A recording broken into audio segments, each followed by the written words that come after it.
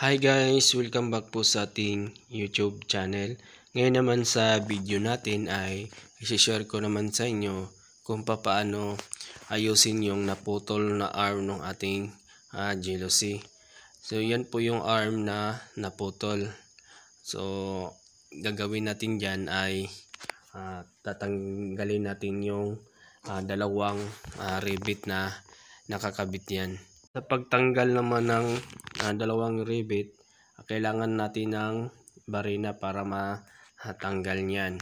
So pagkatapos niyan guys ay kukuha tayo ng spare or yung ating pinaglumaan na arm ng ating jealousy para yun yung ipalit natin dyan. Umpisahan na nating tanggalin yung rivet. So dito sa likod natin titirahin yung rivet. At pagkatapos niyan guys, matanggal yung isang rivet o dito naman sa kabila. So yan yung rivet na tatanggalin rin natin. Dahan-dahanin lang natin sa pag-ikot yung ating barina kasi madulas kasi yung ulo or yung head ng ating rivet. So yan guys, natanggal na yung rivet na nakakabit. So ito naman yung spare na gagamitin natin para pamalit dun sa nasirang arm ng ating jealousy. Umpisahan na nating tanggalin yung rivet na nakakabit dun sa ating spare. So yan guys, tanggal na at umpisahan na natin ikabit yung spare dun sa ating jealousy. So yun guys, gagamit lang tayo dito ng blind rivet na bala at saka yung ating pop riveter. So yung sa pagkabit naman yun guys ay pag naipasok nyo na yung blind rivet dun sa butas ng ating jealousy, dandahanin lang natin guys, yung tamang-tama lang yung higpit.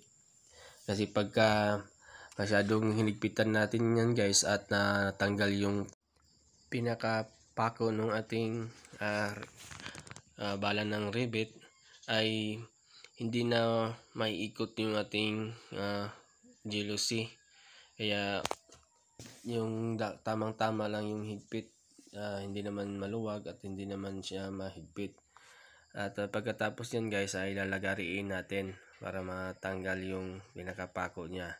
So yan guys, tapos nang maikabit natin or ma-i-rivet yung spare ng ating jealousy. So ngayon naman ay ikakabit naman natin yung salamin ng ating jealousy. Ipasok nyo lang guys dun sa holder ng ating salamin. Ayan, at pagkatapos maipasok guys ay itupi natin yung dulo para ma-lock yung salamin para hindi mahulog.